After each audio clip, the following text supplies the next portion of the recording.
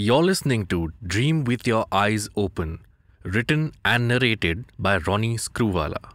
This audiobook is an IVM production. Entrepreneurial Chornology, the last 25 years. I'm sharing my career arc in headline form, not because this book is about my career per se, but rather to offer a point of reference. In each chapter, I draw on anecdotes that connect my own real-life experiences, both the good and the bad, to the book's message. These stories aren't always presented in chronological order. My entrepreneur journey spans 25 years till date.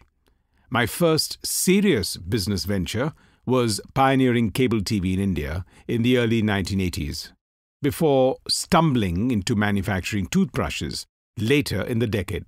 That business, Laser Brushes, grew to be one of the largest of its kind in India.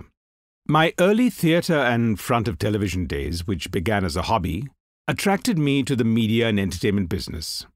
In the early 90s, I incorporated UTV with a vision that, at the time, was not so ambitious: to create television programs for various channels.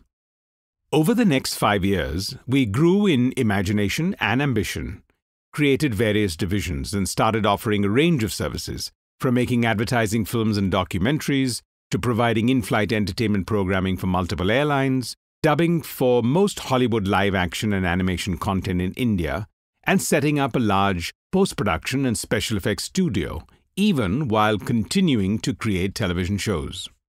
Up until then, I had not raised external funding, neither for cable television nor for toothbrushes or UTV, mainly because the ecosystem wasn't mature enough then. And there was another reason guiding this decision. I wanted to bootstrap without being answerable to external investors at a time when I focused on growing businesses where predictability was low. However, in the mid-1990s, I changed my business model. Seeking scale and needing capital, we took on our very first investor, Rupert Murdoch. Soon after, Warburg Pincus, one of the top 3 global funds, also took a stake in UTV. Our subsidiary built a state-of-the-art post-production studio and later a massive animation facility, for which we managed to bring in 3 investors on board: Hinduja Finance, Infrastructure Leasing and Financial Services IL&FS, and Mitsui of Japan. In the early 2000s, we embarked on 3 major initiatives, amongst many others always in the works. For one, we expanded the UTV footprint across Southeast Asia, specifically to Singapore and Malaysia, to create television programs and later even a channel. Second, back from a trip to the US and inspired by what Sam Walton and Walmart were doing, as also the success of the home shopping channels, Home Shopping Network HSN and QVC, I decided to pioneer home shopping and as seen on TV in India.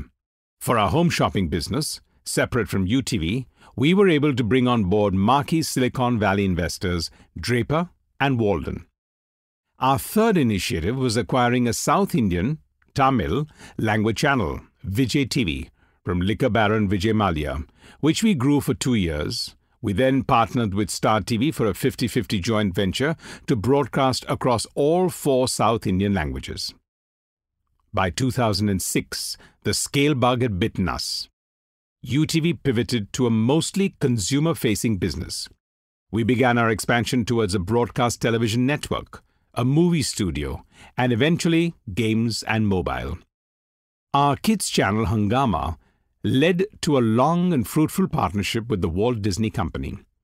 Soon after, we launched Bindas, India's first youth channel, and a bouquet of 3 movie channels under the UTV brand.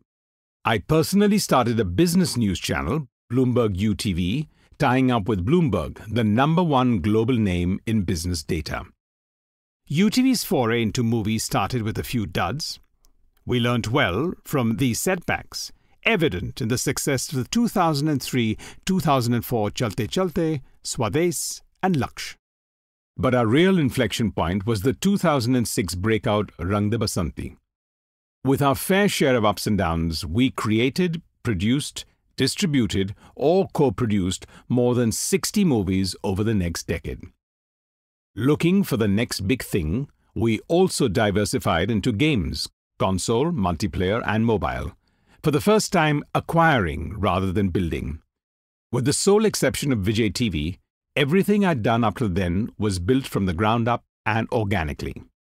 In February 2012, the Walt Disney Company acquired UTV.